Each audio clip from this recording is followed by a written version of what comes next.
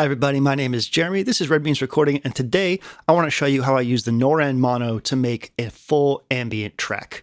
The Norand Mono is a little fantastic sounding analog monosynth. We're going to be using the Scorp Hapax as our sequencer because it has a lot of really cool tricks to help make ambient happen easier. I'm going to walk you through the patch from the beginning, completely dry, all the way through adding every single element that makes an ambient patch really shine. So with that said, let's get started.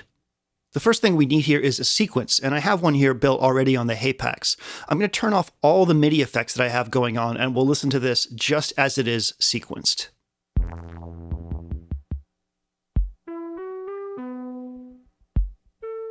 You can see that I recorded a 32-bar pattern here, and our friend the Mono is playing it.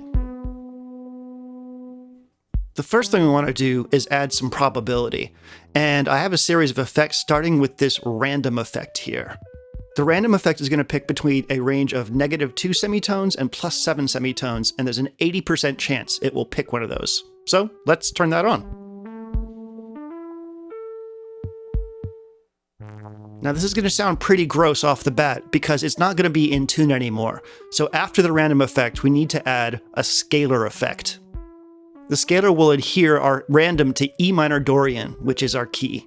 With these two effects together, we will always have a semi-generative sequence that will stay in key.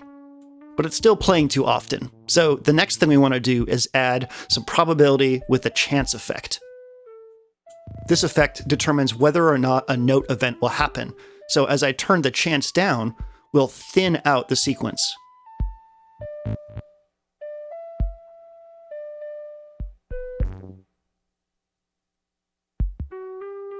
All right. The next step is to add some modulation to our Norand Mono, and we can do that on every parameter using the Xmod section. So what I'm going to do is I'm going to pick some parameters I want to modulate and turn up the amount of modulation on the Xmod, which is going to apply an LFO to it, starting with the envelope modulation depth.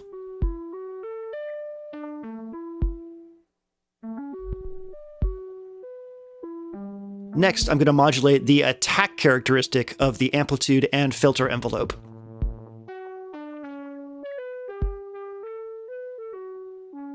Then we'll add some modulation to the sustain of the same envelope. And then finally, we'll add some modulation to the decay of the same envelope so that our sound is always sort of changing shape. We're going to leave the release nice and high so that the sound is soft at the end.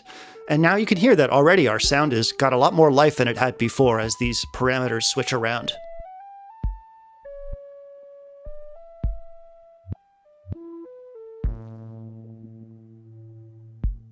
Let's go ahead and modulate the wave shape of our first oscillator over here.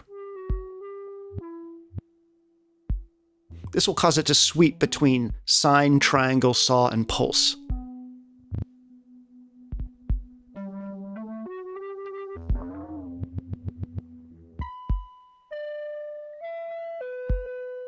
I'm going to add a tiny bit of modulation to the oscillator 2 amplitude so that it kind of fades in and out now and then. I'll also add a tiny little bit of modulation to the cutoff frequency knob. So now our sound is moving all on its own, and it's a lot more interesting than it was before. Now that we have our sound dialed in, we can turn the chance all the way down to a very low number so that we really thin out our sequence. This will give us a lot less notes and a lot more space.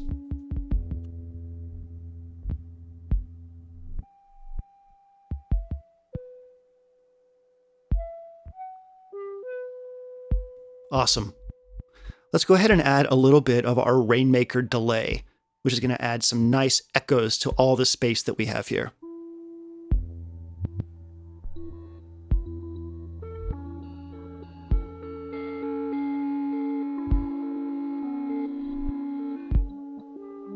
We made space in our sequence so we could fill them up with these nice effects, and that's exactly what this is doing.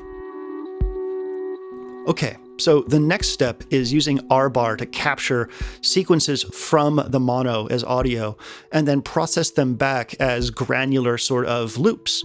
So we're going to hit capture and it's going to capture some. We'll bring it in once it's captured. You can see it's capturing right now. We're actually going to switch between the different reels on R-bar or the different presets that we can save, and we're going to capture differently to each one so that each one is slightly different. And this will allow us to switch through them and get different vibes as we perform this patch. Okay, let's bring in R-bar.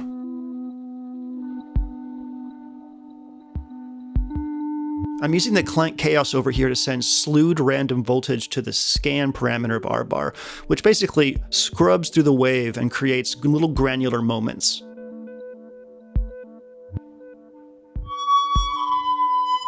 Ah, there it is. Let's balance this a little bit. Let's make sure this is nice and low. We just want a little bit of extra texture. Let's add some reverb from the R-bar. It has a really nice reverb.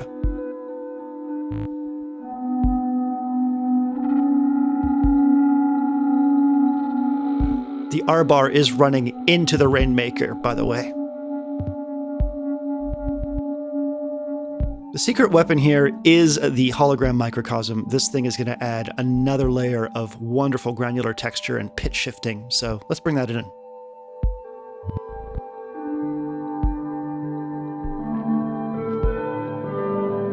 There it is. I love it.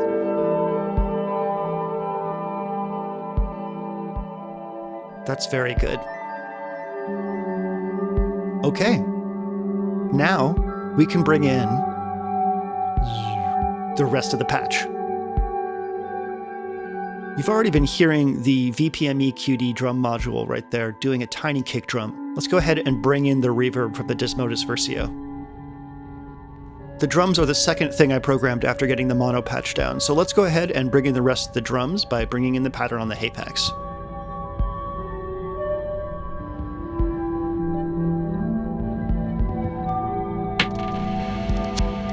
So this pattern here is very, very sparse just in terms of what's programmed on it, but there's a ton of chance on it as well, meaning that there's a ton of probability that these drum hits will not play, which means that we get even more space in our patch, which is good.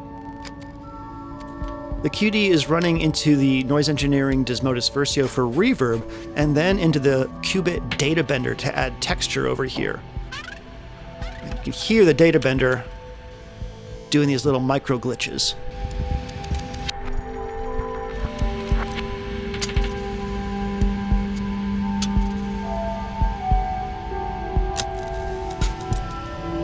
Here's the Novation Peak. I have it set up on channel 9 of the Hapax, which is running in chord mode.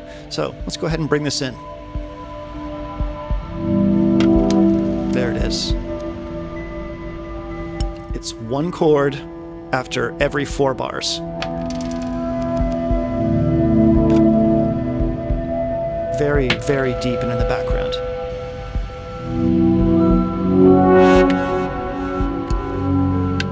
Don't want it too bright. It's supposed to just stay in the background.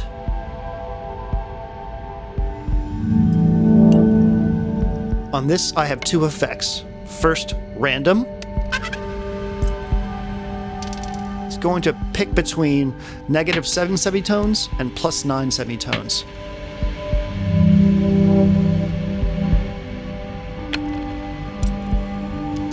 After that, I have the scalar effect again, which confines it to E minor Dorian. So basically, this is going to pick a new chord every time it plays. Just a tiny bit of variation to give our patch more interest. I really, really love the chord mode on the Hapax.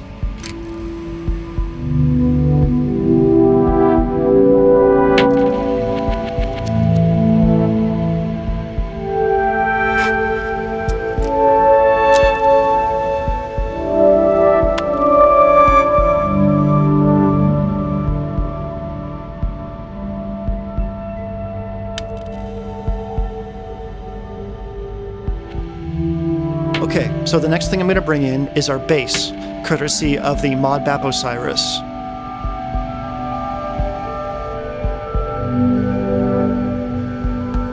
This is on channel 3 of the Hapax. The bass is that really, really deep sub. You can see on our quad racks over here how long it takes to get through here. It's very soft, very long attack. You can turn up the filter and probably hear a little bit of the wavetable on top. There it is. It's got a tiny bit of movement in it, but we really don't want it to stick out that much. We just want a really deep bass. It's getting the exact same treatment as the other channels here. A little bit of random, and then a scalar to quantize it. Okay, finally, we'll bring in rings.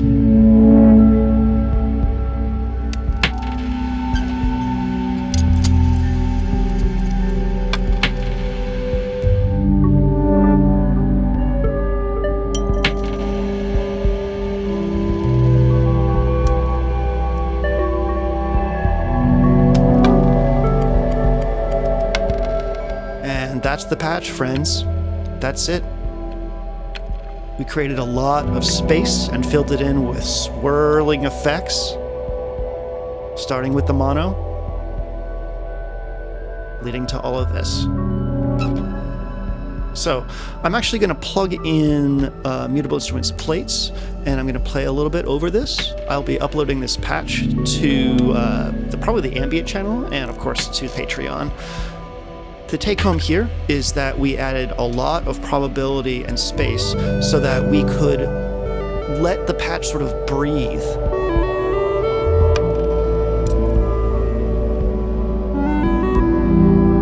The effects, which are all very unique, fill in the spaces in between things. And we kept all of our timbres low and chill.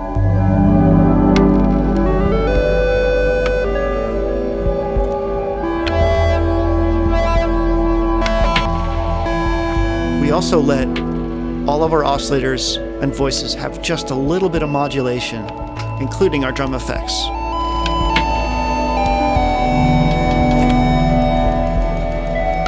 I'm going to let this play out for a little bit. Thank you so much for watching. I hope this was interesting. Take care of yourselves. Have a wonderful day. My name is Jeremy. This is Red Means Recording, and yeah, bye-bye.